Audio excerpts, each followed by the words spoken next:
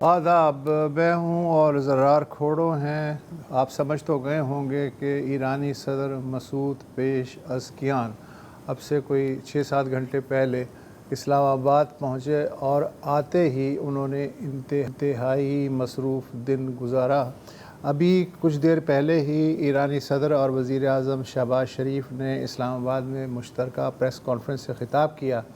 لب لباب یہ تھا کہ کئی قوتیں ایران امریکہ امن سمجھوتے کے پیچھے لگی ہوئی ہیں، لہٰذا ہم سب کو ہوشیار رہنے کی ضرورت ہے۔ ایرانی صدر آج اسلام آباد پہنچے تو ان کا صدر زرداری، وزیر اعظم نواز شریف، بلاول بھٹو اور اسحاق ڈار نے پراتفاق خیر مقدم کیا۔ دورے کا مقصد اب تک ہونے والی مصالحانہ کوششوں میں پاکستان کے کردار کا شکریہ ادا کرنے کے ساتھ ساتھ مزید سفارتی پیش رفت کے امکانات اور آنے والے دنوں میں ممکنہ وسیع تر علاقائی سیاسی اور اقتصادی تعاون کے خاکے پہ غور کرنا ہے۔ صدر پیزشکیان کی آمد کے چند گھنٹے بعد ایرانی وزیر خارجہ عباس عراقچی بھی عمان سے اسلام آباد پہنچے۔ عمان میں وزیر خارجہ عراقچی اور ایرانی مجلس کے اسپیکر باقر قالیباف نے عمان کے سلطان سے آبنائے ہرمز سے متعلق مشترکہ انتظامی امور پہ تبادلہ خیالات کیا، جبکہ امریکی وزیر خارجہ مارکو روبیو بھی اس وقت خلیجی ریاستوں کا دورہ کر رہے ہیں۔ صدر پیزشکیان دوسری بار اسلام آباد آئے ہیں۔ امریکہ اور اسرائیل سے جنگ کے بعد سے ایرانی صدر کا یہ پہلا غیر ملکی دورہ ہے۔ گزشتہ برس جون میں بھی ایران پہ 12 روزہ اسرائیلی حملوں کے بعد وہ سب سے پہلے لاہور اور پھر اسلام آباد پہنچے تھے۔ کل سے ہی اسلام آباد میں سخت حفاظتی انتظامات ہیں۔ ریڈ زون سیل ہونے کے سبب وفاقی آئینی عدالت، اسلام آباد ہائی کورٹ اور وفاقی وزارتی سیکریٹریٹ میں معمول کا کام معطل رہا اور ورک فرام ہوم کی ہدایات جاری کی گئیں۔ مارگلا کے واکنگ ٹریلز بھی بند ہیں۔ اسلام آباد سے بین الاضلاعی ٹرانسپورٹ سروس بھی ایرانی صدر کے قیام کی مدت تک معطل رہے گی۔ ادھر آبنائے ہرمز کھلنے کے سبب تیل کی عالمی قیمتوں میں مسلسل کمی آ رہی ہے۔ صدر ٹرمپ کے بقول آبنائے ہرمز سے گزشتہ 24 گھنٹے میں 1.90 کروڑ بیرل تیل گزرا ہے، چنانچہ تیل کی قیمت کم ہو کے 72 سے 74 ڈالر فی بیرل کے درمیان جھول رہی ہے۔ صدر ٹرمپ نے ایک سوشل میڈیا پیغام میں دعویٰ کیا ہے کہ ایران نے جوہری معائنہ کاروں کو اپنی ایٹمی تنصیبات کے معائنے کی اجازت دے دی ہے، لیکن ایرانی وزارت خارجہ کہتی ہے کہ اس بارے میں ہم نے اب تک کوئی حتمی فیصلہ نہیں کیا ہے۔ ایران کا کہنا ہے کہ فوری طور پہ 12 ارب ڈالر ریلیز کرنے پہ اتفاق ہوا ہے، لیکن صدر ٹرمپ نے یہ دعویٰ کیا ہے کہ جو بھی ایرانی رقومات غیر منجمد کی جائیں گی وہ امریکی وزارت خزانہ کے ایک ایسکرو اکاؤنٹ میں جمع ہوں گی اور انہیں صرف خوراک اور طبی سامان کی امریکی کمپنیوں سے خریداری کے لیے استعمال کیا جائے گا۔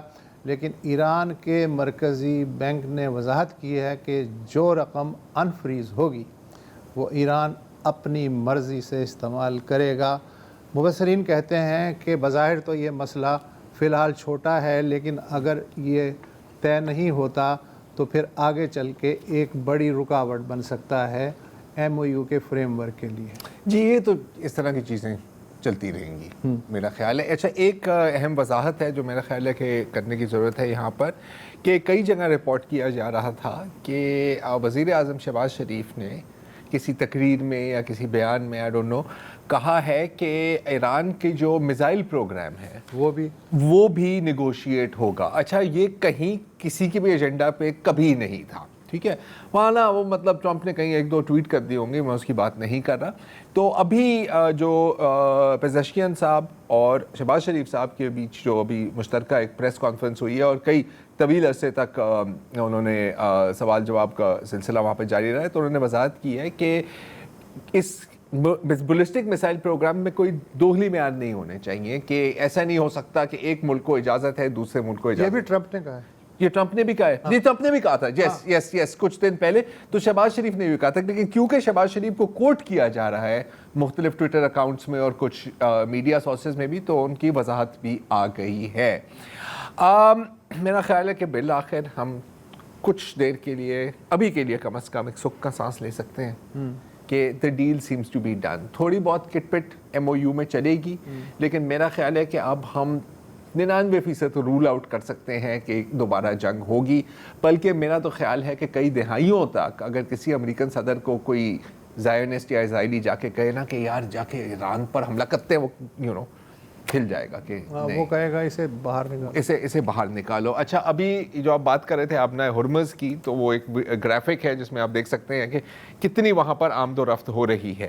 اچھا, اب صرف یہاں پر آمد و رفت نہیں ہو رہی, جو ایشیا کی طرف جو ٹریفک ہے وہ بالکل مکمل طور پر بحال ہو گئی ہے. اگر وہ دوسری ہم ایک میپ دیکھیں, انڈیا, چائنا, جاپان. اچھا, اس میں زیادہ فائدہ چائنا کا ہی ہے, کیونکہ چائنا کے پاس کیپیبلٹی ہے ایرانین تیل کو ریفائن کرنے کی. اکثر یہ بات کی جاتی ہے کہ کیا پاکستان ایرانین تیل کا فائدہ اٹھا سکتا ہے. اس پر ابھی تحقیق ہماری جاری ہے, اس پر آنے والے دنوں میں بات کریں گے. یہ آپ دیکھ سکتے ہیں کہ اکراس یہ انڈیا کی کیپ سے نکلتے ہوئے ایشیا کی طرف جا رہے ہیں. مال بھارت بھی پہنچ رہا ہے, فرٹیلائزر وغیرہ وغیرہ. اور میرا خیال ہے کہ یار مطلب ایک دفعہ بندہ کہنا چاہیے نا یار, تھینک یو یار, کیونکہ ہماری تو بہت برے حال میں تھے ہم, اور آپ نے ثالثی کر دی اور مانا کہ ہم آپ کی شکل نہیں برداشت کر سکتے. یوں بندہ منہ موڑ کے ہی کہہ دیتا ہے یار دبے الفاظ میں تھینک یو, یہ کر لیتا ہے. لیکن وہاں پہ نہیں ہو رہا, وہاں پہ پتہ ہے کیا باتیں ہو رہی ہیں, بڑی انڈیا کی بات کر رہا ہوں نا یار, بڑی مزیدار باتیں ہو رہی ہیں. سن لے ایک دفعہ. انکل دیکھو یہ کیا ہے, پتہ نہیں ہے کوئی یار, کیا فرق پڑتا ہے. اینی وے, اگر ہم تھوڑا سا زوم آؤٹ کر کے دیکھیں چیزوں کو, تھوڑا سا پیچھے جائیں, 1 سال پیچھے جائیں, کیونکہ ہم ہمیشہ پھنس جاتے ہیں نا یار, ابھی کیا ہو رہا ہے, آج کیا ہو رہا ہے, کل کیا ہوگا. 1 سال پہلے آپ کو یاد ہے کہ, اور یہ کامران یوسف صاحب کی بات کی ہے, میں تھوڑا سا ریپیٹ کرنا چاہ رہا ہوں کاپی پیسٹ کر کے, کہ 1 سال پہلے جب امریکہ اور اسرائیل نے پچھلی بار حملہ کیا تھا ایران کے اوپر, دا 12 Day War جس کو کہا جاتا ہے, اسی دوران پاکستان آرمی چیف واشنگٹن گئے تھے, اور وہاں پر آپ کو پتہ ہے کہ یہاں پر کیا باتیں چل رہی تھیں کہ سر اس کا تو مطلب ہے کہ جب ایران پر حملہ ہوگا تو پاکستان بھی اس میں داخل ہوگا, یا تو پاکستان کی سرزمین کو استعمال کیا جائے گا. لوگوں نے تو نقشوں میں امریکن بیسز بھی بنا لیے تھے کہ سر یہاں ہے, میرے پھپھے کے بیٹے نے جا کے اپنی آنکھوں سے دیکھا ہے, یہ چل رہا تھا. تو یہ سب غلط ثابت ہوا. نہیں, غلط تو ثابت ہوا, لیکن تب تک کا یہ جو اسسمنٹ تھا نا, یہ پچھلے 40 سال کی بنیاد بالکل تھا. لیکن کبھی پرانی اسسمنٹ, اچھی بات یہ ہے کہ یس غلط ثابت ہوا. اب ہم کہہ سکتے ہیں کہ غلط ثابت ہوا. اس وقت شاید ہم اس وقت دل میں سوچ سکتے تھے کہ یار کاش ایسا نہ ہو. نہیں بالکل, میں سوچتا ہوں ہم بھی رہے تھے کہ ایسا ہو سکتا ہے. لیکن اگین اس سے یہ بھی چیز پروو ہوتی ہے کہ کبھی کبھی پیور ہسٹوریکل انالیسس بھی غلط ثابت ہوتا ہے, کیونکہ اس میں آپ یہ چیز اکاؤنٹ نہیں کرتے کہ یار the only constant in life is change.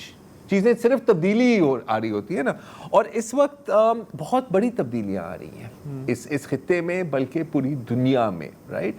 اور اب میرا خیال ہے کہ اگین ہیروز ویلکم پزیشین صاحب کے لیے, ٹھیک ہے, بالکل بھائیوں کی طرح اس طرح استقبال ہوا ہے ان کا, جھپیاں وپیاں سب کچھ.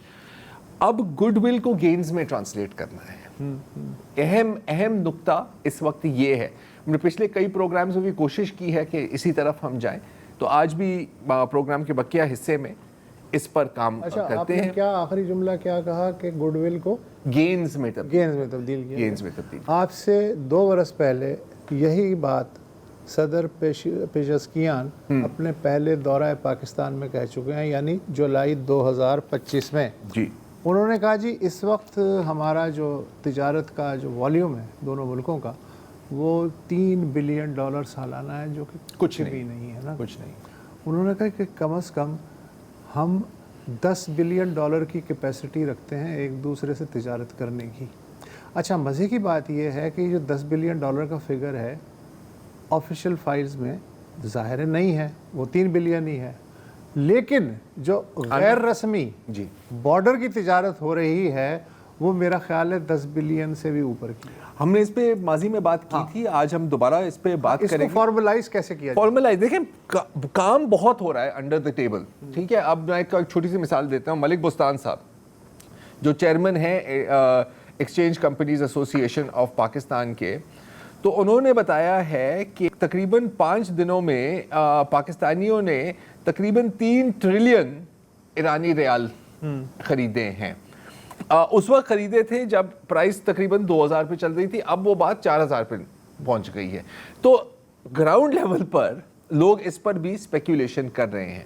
لیکن اگین جس چیز کو ہم پیس ڈیویڈنڈ کہتے ہیں, اس کو کیسے اپنی یقینی بنانا ہے, اب اس پر غور کرنا چاہیے. آئی ایم شیور کہ ہماری اگین ہسٹوریکل پیٹرن کو ہم دیکھیں تو ہم اس میں کبھی کامیاب نہیں رہے. اب ہمارے پاس یہ ایکسکیوز بھی نہیں رہے گا کہ یار وہ امریکہ نہیں کرنے دیتا, ٹریڈ تو کر لیں لیکن سمجھو یار, سمجھا کرو ہیں. ہاں. تو اب مجھے تو لگ رہا ہے کہ اب سیریسلی 60 دن کے بعد اگر پاک ایران گیس پائپ لائن کا پروجیکٹ مکمل نہیں ہوتا تو اس کا مطلب ہے کہ چیزیں آگے نہیں بڑھ رہی. چیزیں آگے نہیں بڑھی, لیکن Iran Pakistan gas pipeline بھی ایک پروجیکٹ ہے, بہت بڑا پروجیکٹ ہے, میں مانتا ہوں. اور بھی چیزوں پہ کام کرنے کی ضرورت ہے. لیکن اگین تھوڑا سا اگر ہم واپس آئیں, آپ نے جو آغاز میں بات کی, جو وزیر اعظم شہباز شریف نے کہا نا کہ بہت سپوائلرز ہیں, بہت لوگ ہیں اور بہت طاقتور لوگ ہیں اور طاقتور قوتیں ہیں جو نہیں چاہتے کہ یہ امن قائم ہو. اور ہم سب جانتے ہیں کہ کون ہے وہ. اسرائیل کی بات ہو رہی ہے, زائنسٹ لابی کی بات ہو رہی ہے, رائٹ.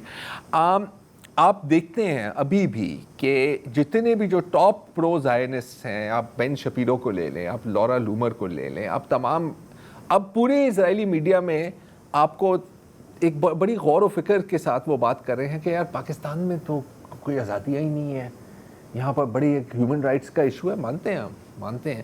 آپ کو ایک دم یاد کیسے آ رہا ہے؟ کیونکہ ان کو آپ توپوں کا رخ پاکستان کی طرف ہے. یہ ایک بہت بڑا چیلنج ہے کیونکہ اس وقت وہ ان کو سمجھ نہیں آ رہی. ڈائریکٹ ٹرمپ کو تو اٹیک کرنا کوئی آسان کام نہیں ہے نا, اس کے آپ کے لیے نقصان دہ ثابت ہوتا ہے. تو اب ان کی ٹارگٹ ہوگا پاکستان. اب میں تو صرف میڈیا اور نیریٹو وار کی بات کر رہا ہوں, لیکن سائیڈ میں بھارت بھی بیٹھے ہوئے ہیں, وہ موقع کی تلاش میں ہیں. اسرائیل کی ابھی بھی بہت کیپیبلٹی ہے, انٹیلیجنس کیپیبلٹیز بھی ہیں. آپ کو پتہ ہے کہ اسرائیل کا ایک ٹریک ریکارڈ ہے سیپریٹسٹ اور ٹیررسٹ گروپس کو سپورٹ کرنا. یہ ساری چیزیں ابھی ایجنڈا میں ہے. اور اگر ہم اسرائیل کی بات ہی کر رہے ہیں تو یہ بھی لگ رہا ہے کہ مطلب جلنے والے کا منہ کالا, وہ تھوڑے سے کریک بھی ہو گئے ہیں.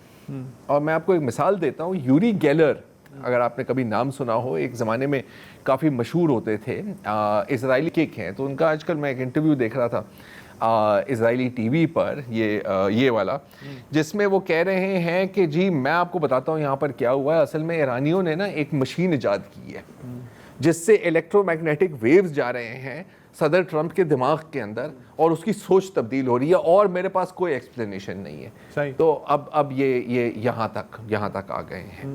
جی تو ٹھیک ہے. اور کیا ہم مزید کیا بات کر سکتے ہیں؟ میرا خیال ہے آپ پیس ڈیویڈنڈ کی طرف ہی چلتے ہیں, جو آپ نے بات کی. پہلے بریک لے لیں تاکہ کچھ اشتہاروں کا ڈیویڈنڈ مل جائے, بالکل, پھر پیس ڈیویڈنڈ کی بھی بات کر لیں. Welcome back. اور یہ ہم جانتے ہیں کہ بہت ایک خوش آئین بات ہے کہ ابھی صدر پزشکیان پاکستان آئے ہیں, اس خطے میں امن قائم ہو گیا ہے, اور پاکستان کی ڈپلومیٹک سٹیٹس اور جیو پولیٹیکل سٹیٹس بھی ایک لحاظ سے عروج پر ہے. لیکن اب سوال یہ ہے کہ آپ اس ڈپلومیٹک سٹیٹس کو مالی اور معاشی فائدے میں کیسے تبدیل کر سکتے ہیں, جس کو ہم کہتے ہیں پیس ڈیویڈنڈ. ابھی ہمیں جوائن کر رہے ہیں سردار شوکت پوپلزئی صاحب. آپ صدر ہیں بلوچستان اکنامک فورم کے. حال میں بھی سردار صاحب آپ سے اسی موضوع پر گفتگو ہوئی ہے, لیکن کیونکہ اب معاملات کچھ حد تک سیٹل ہو گئے ہیں تو ہم آپ سے جاننا چاہ رہے ہیں کہ مستقبل میں ہم کیا دیکھ رہے ہیں, اور بالخصوص صوبہ بلوچستان کی خوشحالی کس حد تک اس امن معاہدے کے ساتھ جڑی ہوئی ہے, ہم کیا ایکسپیکٹ کر سکتے ہیں. ابھی تھوڑی دیر پہلے ہم بات کر رہے تھے کہ جب پہلا دورہ ہوا تھا صدر پزشکیان کا پاکستان کا, تو انہوں نے ایک خواہش کا اظہار کیا تھا کہ پاکستان اور ایران کے بیچ میں جو آفیشیل تجارت ہوتی ہے اس کو 3 بلین سے 10 بلین ڈالرز تک پہنچایا جائے. آپ کی نظر میں یہ ممکن ہے اور اگر ہاں تو کیسے؟ بسم اللہ الرحمن الرحیم.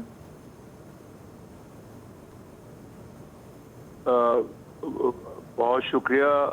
آپ نے یہ جو کوشچن کیا ہے یہ کافی انٹرسٹنگ ہے، اس لیے کہ یہ صرف پاکستان یا ریجن کے لیے نہیں، یہ اسٹریٹجک ڈیپتھ میں اگر آپ جائیں تو بلوچستان کی شاخیں جو ہیں یہ تو جا کے نکلیں گی سینٹرل ایشیا. انشاءاللہ آنے والے وقت میں جب پیس ہوگا تو افغانستان بھی اس میں شامل ہوگا. اور ایران ایک اتنا بڑا ملک ہے جس کی ڈیپتھ جو ہے وہ ہمارے صوبے بلوچستان کے لیے بہت امپورٹنٹ ہے. آپ کو پتہ ہے نیبرنگ سائڈ پہ جو سیستان بلوچستان ہے اس کی پاپولیشن سملر ہے اور اس کی اکنامکس بھی اسی سے ملتی ہے. اس وقت مجھے پوری امید ہے کہ آپ بینگ اے میڈیا آپ کو معلوم ہوگا کہ اس وقت بلوچستان کا جو کوسٹل ایریا ہے یہاں پہ انرجی کرائسس موجود ہیں، rather I should say power crisis موجود ہیں. لیکن آج بھی 110 سم ٹائم 140 میگا واٹ بجلی جو ہے وہ ایران سپلائی کر رہا ہے. یہ بات اچھی تو نہیں لیکن حقیقت بھی ہے کہ بلوچستان کا یہ جو ویسٹ ہے اس کی اکنامکس جو ہے totally off the cuff off the border trade چل رہا ہے. لوگ موٹر سائیکلوں پہ بائسیکلز پہ سوزوکی پہ پیٹرول لا رہے ہیں اور وہ بک رہا ہے. یہ تو میں بالکل کسی سے بات چھپی بھی نہیں ہے. نہیں بالکل بھی نہیں. تو اگر یہ لیگل ہو گیا تو آپ اندازہ لگا لیں کہ وہ جو لوگ 20%, 30%, 50% پرائز پہ بیچ رہے تھے وہ الٹیمیٹلی اسی پرائز پہ لے آئیں گے جو آج آپ پاکستان کے دوسرے شہروں میں بک رہا ہے. تو یہ تو ایک میجر ہے. جیسے آپ نے وسعت اللہ خان صاحب نے مینشن کیا آئی پی کا جو original it was I P I India Iran Pakistan India pipe line, تو ابھی تک وہ ایران پاکستان پائپ لائن ہے. اگر یہ 60 دن کے اندر ایران اور پاکستان مل کے ایک بڑا انیشیٹو لیتے ہیں اور اس کو آن کر دیتے ہیں تو ٹرسٹ می کہ یہ بلوچستان میں اکنامک ریولوشن لے آئے گا. اب جو سب سے امپورٹنٹ چیز ہے اکنامکلی میں مینشن کروں گا کہ پہلے بھی 70s اور 80 کی دہائی میں ایران نے پاکستان کی انسرجنسی کو کنٹرول کرنے کے لیے بھی ہیلپ کی ہوئی ہے. دس از آن ریکارڈ. صحیح. یہ کوئی بات چھپی بھی نہیں ہے. تو ہم پھر پاکستان ایران کی طرف دیکھے گا کہ وہ جو بلوچستان میں اس وقت ہے ایشو سیکیورٹی کا کہ اس کو ریزالو کرنے میں بھی مدد کرے تاکہ بلوچستان اپنے پاؤں پہ خود کھڑا ہو جائے. اچھا سردار صاحب آپ ایک منٹ، آپ نے ایک بات کہی کہ اگر یہ 60 دن میں یا 60 دن سے اوپر یہ پائپ لائن چالو ہو جائے جو کہ 2011 سے رکی ہوئی ہے تو بلوچستان میں انقلاب آ جائے گا. اب یہ گیس نارملی جو ہے نا یہ انڈسٹریز زیادہ یوز کرتی ہیں تو بلوچستان میں کیا انقلاب آئے گا اس سے؟ دیکھیں میں وہ انقلاب کی اس صورت میں ہے کہ اگر بلوچستان کو پاکستان سے بینیفٹ ہوتا ہے تو الٹیمیٹلی ٹیکس ریجیم کو آپ لے لیں، لیبر کو لے لیں، بزنسز کو لے لیں. اٹ ڈزنٹ میٹر کہ آپ کے ہاں اس کا یوزیج ہو یا آپ کی انڈسٹری میں لگ رہا ہو. آپ کو اگر ٹرانزٹ بھی جا رہا ہے تو بلوچستان میں اگر تھوڑی دانش مندی کا وہ کریں گے ایفرٹ تو بلوچستان بالکل پاکستان سے فیڈرل گورنمنٹ سے ڈیمانڈ کر سکتا ہے ٹیکس کے لیے، اور یہ بلوچستان کا حق ہے. اور دس از دا وے. جب ٹرانزٹ نکلے گا پہلے گیس تو پورے پاکستان کو ملی، بلوچستان کو کچھ نہیں ملا. تو اب کم از کم یہ دانش مندی جو ہے جو ہماری 18th امینڈمنٹس ہوئی اور جاوی NFC وارڈ ہے اس کے اندر یہ بلوچستان کلیم کر سکتا ہے. لیکن سب سے بڑی جو امپورٹنٹ چیز ہے وہ میں عرض کروں، ہم بلوچستان کے اندر اس وقت مائننگ اکوپمنٹ ویسٹ سے لیتے ہیں، زیادہ تر یورپ سے آتا ہے which is very very expensive. بالکل. دنیا جانتی ہے کہ ایران کا جو مائننگ اکوپمنٹ ہے it's much better and cheaper also. تو آپ اندازہ لگا لیں کہ اگر $10 ملین کی کوئی چیز جو ہے وہ آپ کو $5 मिलियन में मिलेगी, तो इससे ज़्यादा क्या अच्छा होगा। आप वही चीज़ एक्सपोर्ट उस सूरत में कर सकते हैं। पेट्रोकेमिकल आप ईरान से बहुत सी चीज़ें हैं जो ला सकते हैं और अल्टीमेटली वो बेनिफिट पाकिस्तान को होगा। हमारी अपनी असेसमेंट है, हमने 2 दिन पहले अपनी एनालिसिस दी कि पाकिस्तान को हमने नहीं किया कैलकुलेट, लेकिन बलूचिस्तान को अल्हम्दुलिल्लाह 12 से 18 बिलियन डॉलर का फायदा होगा yearly, which is a huge benefit. अब वो हमारी प्रोविंशियल गवर्नमेंट कितनी दानिशमंद होती है, फेडरल गवर्नमेंट कितनी लेवरेज देती है, और बेनिफिट लेके बलूचिस्तान की जो इकोनॉमी है, जो इस वक्त अंडर स्ट्रेस है, पुअर एरियाज जो हैं, वो इंशाल्लाह मुझे पूरे अल्लाह पे यकीन है कि बहुत बड़ा रेवोल्यूशन आ जाएगा। अच्छा सरदार साहब, आपने बात की पेट्रोकेमिकल्स की, आपने बात की माइनिंग इक्विपमेंट की। अच्छा, ये तो सारा वो सामान है जो ईरान से हमें चाहिए। हम वहाँ क्या एक्सपोर्ट कर सकते हैं? मेरे जहन में सीमेंट आती है, क्योंकि अब ईरान में रिकंस्ट्रक्शन भी होगी, हमारी सीमेंट इंडस्ट्री काफ़ी पावरफुल और प्रोडक्टिव भी है। सीमेंट से आगे हम क्या बेच सकते हैं जो ईरान ख़रीदना चाहेगा? चावल। देखिए, बिल्कुल राइस है, और मैंने जैसे आप और चीज़ें बचाई, दालें हैं, और बहुत सी चीज़ें हैं एडिबल, बहुत सी चीज़ें हैं जो आप यूज़ करेंगे। स्टोन है बिल्कुल, लेकिन ईरान में अच्छी क्वालिटी का अपना भी पत्थर है, लेकिन बिल्डिंग स्टोन पाकिस्तान के अंदर बहुत अच्छा है। बलूचिस्तान के अंदर जो बिल्डिंग में construction as a construction material use होता है। और नो डाउट सीमेंट के लिए अगर सीमेंट प्लांट लगाया है या मजीद प्लांट लगाना है, तो वो रॉ मटेरियल उसका पाकिस्तान से जा सकता है। जो सबसे बड़ा एडवांटेज है, ये गौर तलब बात है कि बलूचिस्तान की जो पॉपुलेशन है, इसकी मैंने अर्ज किया कि सीस्तान बलूचिस्तान में ऑनवर्ड ये सेम पॉपुलेशन है, लैंग्वेज वही है, कल्चर वही है, हिस्ट्री वही है। ये जो आने वाले वक्त में रिकंस्ट्रक्शन होगी, मैं समझता हूँ Iran being a brother country, वो लेबर हमारा लेना चाहेगा इधर से। मैं सिर्फ बलूचिस्तान का नहीं कहता, पंजाब से भी आ सकता है, सिंध से भी आ सकता है, KPK भी आ सकता है, लेकिन ये होगा। अब जो सबसे बड़ी इंपॉर्टेंट बात है जो मैं अर्ज करूंगा, आप माशाल्लाह दोनों हजरात मेरे से ज्यादा नॉलेज रखते हैं, कि पाकिस्तान के 2 मेजर बॉर्डर, ताफ्तान और गाबत, आपको पता है ताफ्तान टच होता है यूरोप को जाके, और अगर लॉजिस्टिक्स आई, आपने इंटरलैंड डेवलप किया और ट्रांजिट किया, तो ये बॉर्डर इंटरनेशनली आपको बहुत ज्यादा सपोर्ट करेंगे। और जो दानिशमंदी की मैं बात करता हूँ, there is no competition between Chabahar and Gwadar port. अच्छा, ये कैसे? Sister ports, I tell you, they are sister ports. अब हुर्मज में जो हुआ इस वक्त, तो बहुत सी शिपिंग कंपनी ऐसी हैं जो चाहेंगी कि हम ज्यादा आगे ना जाएं और हम ऑफलोड करें समुंदर के ऊपर इस तरफ, जिनमें चाबार भी है और ये ग्वादर पोर्ट भी है। तो अल्टीमेटली ये बेनिफिट आपको होगा, आपको लेबर मिलेगी, आपको जो भी पोर्ट लॉजिस्टिक्स हैं आप डेवलप करेंगे उसके अंदर। ठीक है। और मेरा ख्याल है कि ग्वादर की तो हमने बात कर ली, पसनी भी है और मारा भी है, जीवनी भी है, वहाँ पर भी मतलब एक sea food cold storage possibilities तो काफ़ी हैं। सरदार शौकत, आपके कोई और सवाल है उस वक्त? नहीं। सरदार शौकत पापनज़ई साहब, बहुत बहुत आपका शुक्रिया, thank you for your insight.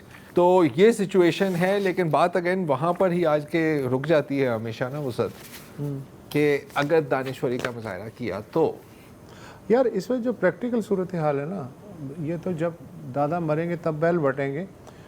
आप देखें कि इवन कराची तक जो चीज़ें यहाँ अवेलेबल हैं, चूँकि क्वालिटी का मसला है, वो भी ईरान का है मामला। मसलन पाकिस्तान 5वां बड़ा मुल्क है खजूर की पैदावार के एतबार से, और सबसे ज़्यादा खजूर मकरान।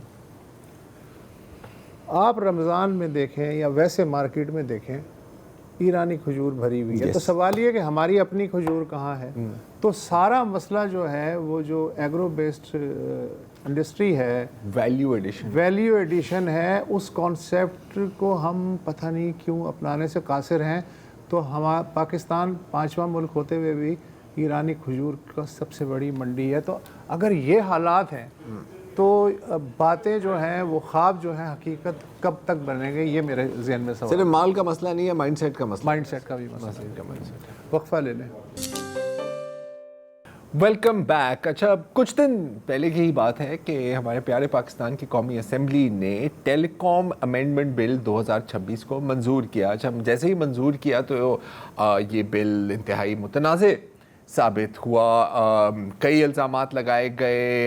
लोगों का, मुख्तलिफ सियासतदानों का कहना था कि इसमें जो प्राइवेट प्रॉपर्टी के जो हकूक़ हैं वो पामाल हो रहे हैं, कि जो राइट ऑफ वे है वो मतलब उसकी आड़ में जो जुर्माने लगेंगे अगर आप फाइबर ऑप्टिक या किसी टेलीकॉम टावर को रोकने की कोशिश करेंगे, जो लोग बात कर रहे हैं, मैं आपको रिपोर्ट कर रहा हूं, उसमें जुर्माने 5 करोड़ तक के होंगे। तो जाहिर है कि कंट्रोवर्सी हुई, काफ़ी शोर मचा, और फिर पाकिस्तान पीपल्स पार्टी और बिलखसूस शहरी रहमान साहिबा ने कहा कि जी हम तो इस बिल को सेनेट में नहीं सपोर्ट करेंगे। सेनेट में आके वो बिल फंस गया। मामला यहाँ तक पहुँच गया कि वज़ीर आज़म शहबाज शरीफ ने एक कमेटी तश्कील देने का ऑर्डर दिया कि इसको रिव्यू किया जाए, और अगर इसमें वर्डिंग में कोई मसले हैं या इसके कंटेंट में कोई मसले हैं तो उनको फिक्स किया जाए, उनको दुरुस्त किया जाए। जो अपोजिशन की जो जमात है या अलायंस है तहरीक तहफ़्फ़ुज़ आईन पाकिस्तान, वो इस बात से भी खुश नहीं थे। उन्होंने कहा था कि नहीं,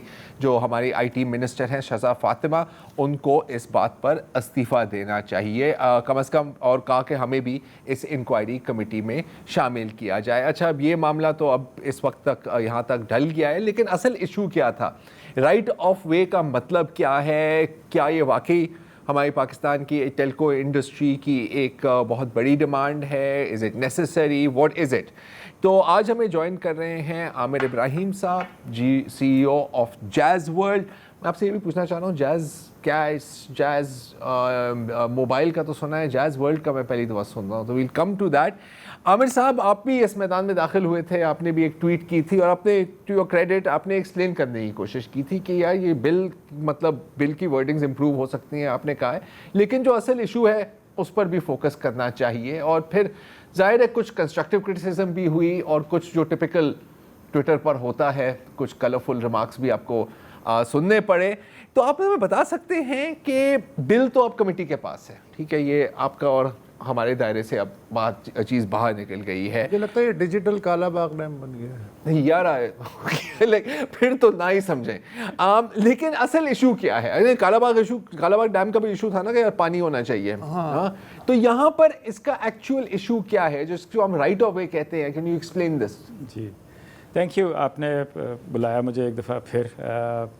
ये कंट्रोवर्सी बढ़ गई है, बड़ी अनफॉर्चुनेट चीज़ है, क्योंकि हमें प्रोग्रेस को पॉलिटिसाइज़ नहीं करना चाहिए।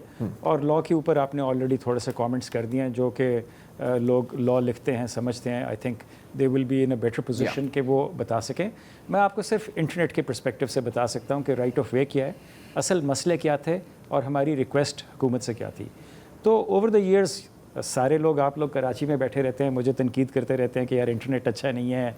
हमें अपने सारिफीन से, कस्टमर से, सिटीज़न से सुनना पड़ता है कि देखें जी, पाकिस्तान दुनिया आगे 6G की बात कर रही है, अभी तक पाकिस्तान में 4G हम 4 में फंसे हुए हैं। हाँ। 4 में फंसे हुए, और वो 4 भी पता नहीं ठीक है कि नहीं है, वो भी 3.5 ही है। नहीं, अच्छा चले। सो देखिए, 2 साल पहले प्राइम मिनिस्टर साहब ने एक कमेटी बनाई कि हमने इंटरनेट की जो एक्सपोर्ट्स हैं वो बढ़ानी है। जो भी करंट नंबर था वहाँ से 25 बिलियन का उन्होंने एक हर्फ दिया हमें कि 5 साल तक हमें यहाँ तक जाना है। उस कमेटी का मैं भी हिस्सा था, बहुत सारे और लोग भी हिस्से थे। तो हमने बताया कि जी, पाकिस्तान में जो इंटरनेट है वो ज़्यादातर चलता मोबाइल के ऊपर है। चाहे ये हमारे फ्रीलांसर्स होंगे, स्टूडेंट्स होंगे, इन सारों की एक जेन्युइन कंप्लेन है कि the quality of internet is not good in Pakistan. तो उसमें फिर हमने 2 बैरियर्स बताए थे कि क्यों नहीं है। पहला बैरियर ये था कि हमारे पास स्पेक्ट्रम बहुत लिमिटेड क्वांटिटी में था, और कई दफ़ा इसके ऊपर गुफ्तगू हो चुकी है कि Pakistan has been one of the most spectrum starved countries in the world. एक ये चीज़ हमने बताई कि देखें जी, जितना हमारे सारिफीन थे उस वक्त 180 मिलियन के करीब थे, that is not enough for the 273 megahertz that we had. और आखिरी ऑक्शन मेरा ख्याल है 2021 में हुई थी। तो आप स्पेक्ट्रम रिलीज़ करें, क्योंकि स्पेक्ट्रम एक आप ये कह सकते हैं कि एक सड़क की चौड़ाई है। सड़क चौड़ी होएगी तो उसमें ज़्यादा गाड़ियाँ जाएंगी, ज़्यादा गाड़ियाँ जाएंगी, तेज़ी से ट्रैफिक जैम नहीं होंगे। एक्सप्लेन किया, कई दफ़ा समझाया कि जी सिर्फ ये लॉज ऑफ फिज़िक्स को हम तोड़ नहीं सकते। एक ये बैरियर था। दूसरा बैरियर ये था कि हमें बहुत सारी जगहों पे टावर्स लगाने में मसलहत होती थी, और टावर्स 4G और 5G में बेहतर तब चलते हैं अगर वो फाइबराइज हों। फाइबराइज का क्या मतलब है? Fibre is wire, a glass wire that connects the world on the internet. ठीक है जी। तो अगर आपका टावर जो है वो फाइबर के साथ कनेक्टेड है तो आपकी थ्रूपुट जो है वो एक मुख्तलिफ तरीके से जा सकती है एंड यूज़र तक। हम टावर फाइबर के बगैर भी गुजारा कर सकते हैं, माइक्रोवेव्स लगा सकते हैं, जो बड़ी बड़ी आपने डिशें देखी होंगी, लेकिन वो अब पुराना होता जा रहा है। इन्फिनिट कैपेसिटी के लिए आपको फाइबराइज करना अब तो ड्रोन्स भी फाइबर ऑप्टिक के साथ जी। सो ये दो हमने चीज़ें बताई थी। अच्छा, फिर ये जो फाइबराइजेशन और राइट ऑफ वे, हमें बहुत सारी जगहों पे तकलीफ़ होती थी कि टावर्स के अप्रूवल नहीं मिलते, बहुत वक्त लग जाता है, साल साल लग जाता है, अप्रूवल नहीं होता, ख़ास तौर पे गवर्नमेंट लैंड के ऊपर और ये जो कॉलोनीज़ होती हैं उनके ऊपर हम मज़ीद कॉलोनीज मतलब हाउसिंग सोसाइटीज़ हो सकती है। मैं आप गेस कर सकते हैं, their whole bunch of housing societies. Bairiya town is a society, model town is one of these things, defence is, then cantonment boards हैं, बहुत सारी सोसाइटीज़ हैं, उनके अपने बाय लॉज होते हैं। तो यहाँ हमें दिक्कत होती थी, और यही वो जगह हैं जिधर हमारे सारिफीन हाई एंड कस्टमर्स जो हैं, कराची की आपको एग्जांपल देता हूँ, whenever I come to Karachi, मेरे सारे दोस्त क्रिटिसाइज़ करते हैं, यार ये अच्छा नहीं हो रहा, क्या हो रहा है। जब भी किसी का फ़ोन मतलब नहीं चल रहा होता तो आपको ही मुझे डायरेक्टली आता है, ठीक है ना। I am chief customer service, obviously with pride I try to solve the problems of our customers. So ये दो बैरियर्स थे कि स्पेक्ट्रम की नीलामी होगी। इस साल के शुरू में आपने देखा हमने अपना स्पेक्ट्रम की जो क्वांटिटी है वो 3 गुना बढ़ाई है। That's a very good progressive step. अब सिर्फ स्पेक्ट्रम खोलने से ऑन ऑफ बटन नहीं है, अब मुझे जो एग्जिस्टिंग टावर्स हैं उनके ऊपर नया इक्विपमेंट लगाना है, और वो इंशाल्लाह जुलाई से शुरू होएगा।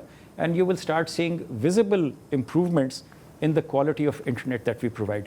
So that was one roadblock. Spectrum जो था वो अवेलेबल किया हुकूमत ने, और बड़े अच्छी जो हमने फीडबैक दी थी उसको फैक्टर इन करते हुए जो उसकी टर्म्स एंड कंडीशंस थी वो किया। और बड़ा मशकूर हूँ कि हुकूमत ने ये फैसला किया, because that is basically the elasticity of your future, right. Internet is basically the equivalence is that of electricity for what ever you do in future. ये एक बैरियर था। दूसरा बैरियर ये था कि जब तक अगर आप टावर नहीं लगाएंगे किसी जगह पे, क्योंकि हमारा मोबाइल ज़्यादातर इंटरनेट जो है वो मोबाइल के ऊपर चलता है, so this is an essential thing. Without a tower and without fibre there is no internet, as simple as that. सो ये हमने रिकमेंडेशंस दी थी। हमारा ये मौक़िफ़ कोई नया नहीं है, over a period of time रहा है। हमने बताया कि कौन कौन सी जगह, कई दफ़ा हमें फाइबर लगाना पड़ता है एक रेलवे का ब्रिज क्रॉस करने, उसमें बहुत ज़्यादा टाइम लग जाता है, आप फाइबर नहीं लगा सकते, कीमत उसकी अनप्रिडिक्टेबल है। हम अगर अपने हमसाए मुल्क में देखें, उन्होंने इसको बिल्कुल तकरीबन फ्री कर दिया और प्रिडिक्टेबल किया कि जी इतने टाइम पीरियड में हुआ है। तो ये हमने जो पाकिस्तान में जो रिकमेंडेशंस हमने दिए हैं, दे आर नॉट अनयूजुअल। अगर आप हाउसिंग कॉलोनीज़ की भी बात करें, हर हाउसिंग कॉलोनी में कुछ कॉमन सर्विसेज जो हैं वो जब वो मास्टर प्लान में बना रहे होते हैं वो डालते हैं। उसमें स्कूल होता है, ग्रेव यार्ड होता है, हॉस्पिटल होता है, बिजली का खंबा होता है। अगर आप बिजली का खंबा नहीं देंगे तो उस हाउसिंग सोसाइटी में बिजली नहीं जाएगी। इसी तरह अगर आप हमें खंबा नहीं देंगे या फाइबर नहीं देंगे तो उस हाउसिंग सोसाइटी में इंटरनेट नहीं होएगा।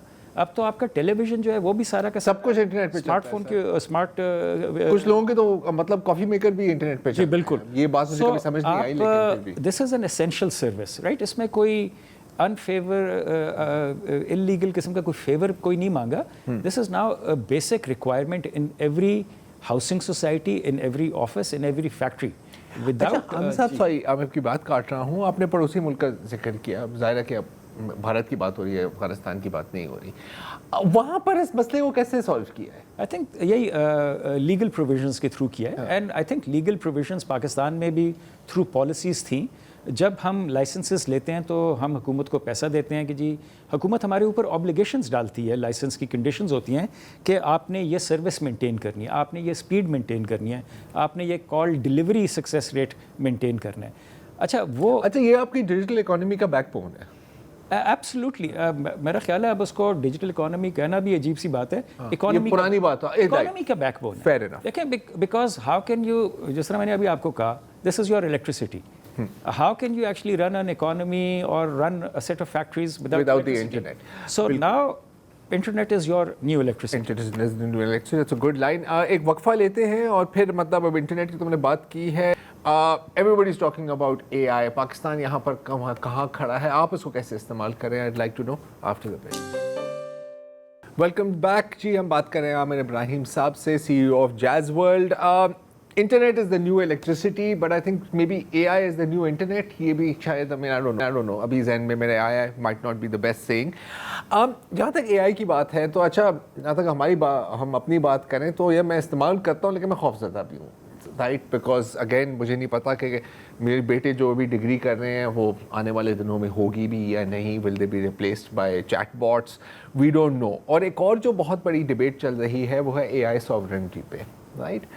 आपके अपने डेटा सेंटर्स होना ज़रूरी है. आई थिंक गुल अहमद ने अभी एक लॉन्च किया है, इस पर भी कंट्रोवर्सीज होती हैं कि यार इतना पानी कहाँ से आएगा, and so on and so forth, end of course the electricity cost. ये जो AI के पीछे जो इंफ्रास्ट्रक्चर है, एक पूरा एक इंडस्ट्रियल इकोसिस्टम है, उसमें इस वक्त हम कहाँ खड़े हैं पाकिस्तान? जी देखिए, इस वक्त हम पाकिस्तान में AI यूज़र्स कैटेगरी में, ठीक है. मैं कई दफ़ा बताता हूँ कि 3 किस्म के मुल्क होंगे दुनिया में: AI takers, AI makers and AI shapers. ठीक है. सो 2 मुल्क मेरे ख्याल में स्टैंड आउट करते हैं जो कि AI शेपर्स होंगे. अमेरिका और चाइना वो इस रेस में हम सारों से आगे हैं. हर मुल्क इवेंचुअली AI टेकर बनेगा, क्योंकि ये अगेन वो चीज़ है जो हर बंदे ने इस्तेमाल करनी है. कुछ ज़रा फॉरवर्ड लीनिंग होंगे, जल्दी इस्तेमाल करेंगे. पाकिस्तान के पास अपॉर्चुनिटी है कि क्या हम टेकर के बजाय मेकर बन सकते हैं कि नहीं. हमारी 250 मिलियन की पॉपुलेशन है. सॉवरेंटी का जब डिस्कशन शुरू होती है तो उसमें सिर्फ ये नहीं है कि डेटा रिजाइड किधर करता है, कि जी हमारे पास फिज़िकली यहाँ है कि नहीं.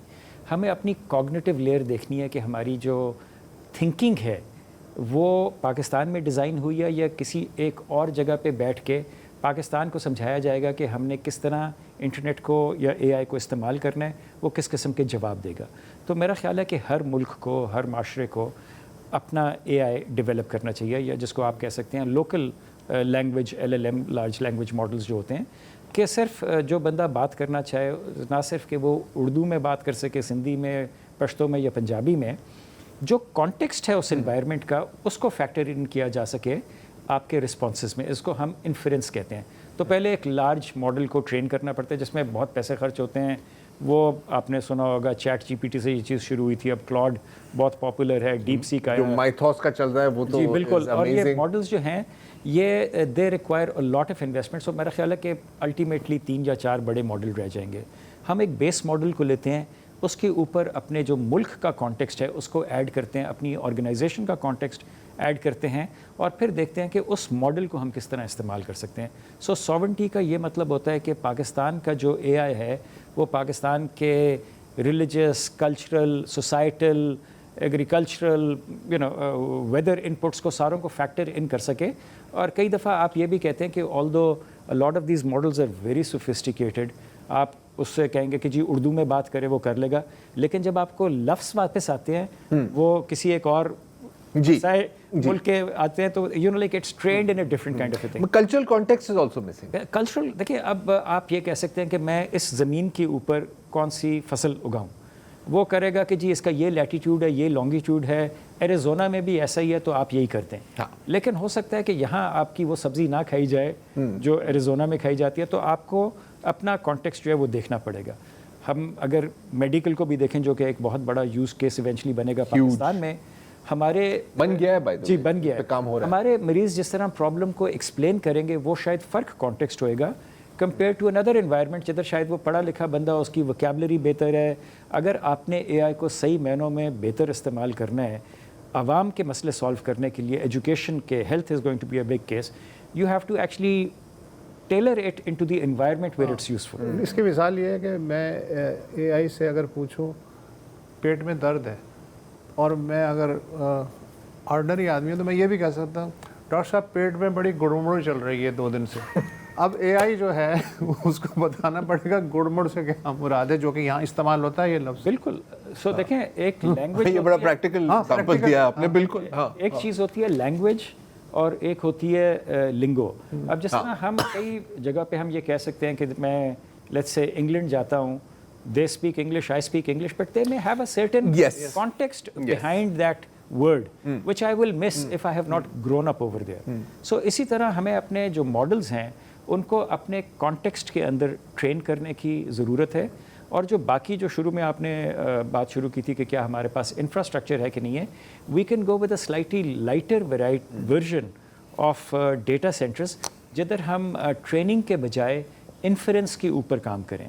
اور انفرنس کا یہ مطلب ہے کہ ایک ماڈل ٹرین تقریباً ہو گیا تھا اور اس سے جو ہم جواب پوچھتے ہیں, جو چیٹ کرتے ہیں, وہ ہمارے کانٹیکسٹ کے مطابق ہمیں جواب دے سکے. اچھا دوسرا یہ آبویسلی اس کے اوپر بہت زیادہ ہے کہ جی اس کے اوپر الیکٹریسٹی خرچ ہوئے گی. کہتے ہیں کہ every single chat G P T thing is the equivalent of 9 minutes of watching television, right. بہت ساری چیزیں آ گئی ہیں کہ جی پانی کتنا خرچ ہوئے گا. اس کی وجہ یہ ہے کہ یہ جو چپس ہوتی ہیں جن کو جی پی یوز کہتے ہیں, انویڈیا کی جو چپس ہیں, they generate a lot of heat. اس ہیٹ کو آپ کو کول کرنا پڑتا ہے کیونکہ وہ ایک سرور میں ہے, وہ سرور ایک ڈیٹا سینٹر میں ہے. اگر وہ صحیح ٹیمپریچر پہ نہیں ہوئے گا تو وہ برن آؤٹ کر جائے گا یا کام نہیں کرے گا. تو آپ کو ایئر کنڈیشننگ کے اوپر کافی پیسے خرچ کرنے پڑتے ہیں. آپ کو ایونچولی لیکوڈ کولنگ ایڈ کرنی پڑے گی جس طرح یہ چپس جو ہیں زیادہ سوفسٹیکیٹڈ ہوں گی. سو سارا جو بجلی کا خرچہ ہے وہ اس چیز کے اوپر ہے, اور واٹر کولنگ آئے گی. اسی طرح یہ جو ایگزامپلس دی جا رہی ہیں کہ کتنا پانی خرچ ہوئے گا, کتنی بجلی خرچ ہوئے گی, وہ ان ڈیٹا سینٹرز کی کولنگ کے لیے.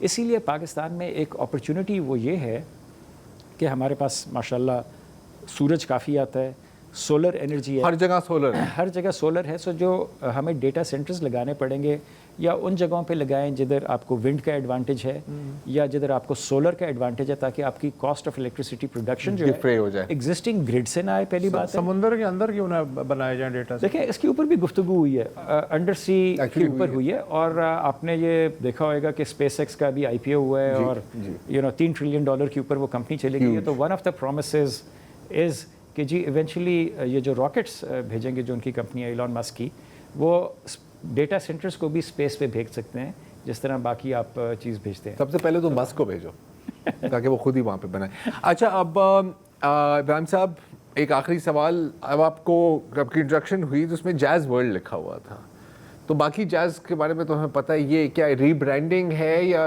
What is it? I am glad you asked because دیکھیں ہماری جرنی 1993 سے آج 2026 ہو گئی ہے, 33 سال گزر گئے. ہم نے اسٹارٹ کیا ایز موبل لنک, ہماری کمپنی کا جو لیگل نام ہے وہ پاکستان موبائل کمیونیکیشنز لمیٹڈ تھا. سو پہلے 21 سال تقریباً اس طرح گئی. پھر ہم نے وارد کو خریدا اور ہم نے پیوٹ کیا یا نام اپنا چینج کیا جاز کی طرف, کیونکہ ہمارے جو صارفین تھے وہ سارے کے سارے جاز استعمال کرتے تھے. شہر میں اور کارپوریٹ ورلڈ میں موبل لنک کا نام تھا, لیکن as a prepaid market which is 98% of Pakistan, everybody was familiar with Jazz. اس کے بعد ہم مختلف بزنسز میں گئے. پچھلے 10 سال میں ہم نے ایک کانشیس ڈیسیجن کیا کہ جی ہم نے ایک ڈیجیٹل کمپنی بننا ہے. ہماری آئیڈینٹی صرف ہمارے لائسنس سے نہیں ہونی چاہیے. سو ہم پہلی چیز گئے جاز کیش کے اوپر جو کہ ایک فائنینشیل سروسز کا تھا, اور اس کے بعد پھر ہم انٹرٹینمنٹ کے اوپر گئے. اب ہم اے آئی کے اوپر جا رہے ہیں. تو آہستہ آہستہ جو ہماری نیچر آف بزنس ہے وہ ٹیلی کام سے ہٹ کے بہت ساری اور بزنسز میں چلی گئی ہے. تو آئی تھنک صرف جاز جو ہے وہ ہمیں لمٹ کرتا ہے کہ ہم کیا کر رہے ہیں, اور آٹومیٹکلی لوگوں کی اینکرنگ آ جاتی ہے کہ یہ ایک موبائل کمپنی ہے. ہم اپنی موبائل کمپنی کے بہت پراؤڈ ہیں, اور کل بھی انشاءاللہ ٹاورز بھی بنائیں گے چاہے اعتراض ہوئے یا نہ ہوئے, اور سمیں بھی بیچیں گے. لیکن اس کے ساتھ ساتھ بہت اور چیزیں کر رہے ہیں. تو آج تقریباً 37% جو ہمارا ریونیو ہے وہ نان ٹیلی کام سے آتا ہے, جس میں فائنینشیل سروسز 37%. ٹھیک ہے. So we are one of the largest companies by revenue in the country, not just in the telecom sector but overall. So Jazz World is the pivot from being a telecom company to being a dynamic digital services company. اور ہمارا licence ہماری identity نہیں بتائے گا ہمارے کہ ہم اپنے customers کا کتنا بہتر خیال کر سکتے ہیں. ہماری آئیڈینٹی اس چیز سے ڈیفائن ہونی چاہیے. So Jazz world is just a corporate umbrella name. اس کے نیچے جاز بھی ہے, اس کے نیچے जैज़ कैश भी है, इसके नीचे मोबाइल लिंक बैंक भी है, अभी हमने एक इंश्योरेंस कंपनी ख़रीदी है वो भी है, हमारी एक अल्ट्रा ऐप है समोसा वो भी इसके नीचे है, तमाशा इज़ आवर एंटरटेनमेंट ऐप. सो ये बहुत सारी चीज़ें, we are going into this thing. ज़र इज़ आवर मार्केट, पूरी डाइवर्सिफिकेशन. सो ये पूरा का पूरा जो चीज़ है. लेकिन ज़्यादातर जो चीज़ एक कॉमन होएगी, हम ये कोशिश करते हैं कि हमारी एग्जिस्टेंस से लोगों की ज़िंदगी बेहतर हुए, a better life for all. Fantastic. Sounds great. Thank you so much for joining us today. तो I hope इससे काफ़ी कॉन्सेप्ट क्लियर हो गए हैं. मेरे तो काफ़ी कॉन्सेप्ट क्लियर हुए हैं. और आज के लिए इतना ही जी. इजाज़त दीजिए. खुदा हाफ़िज़.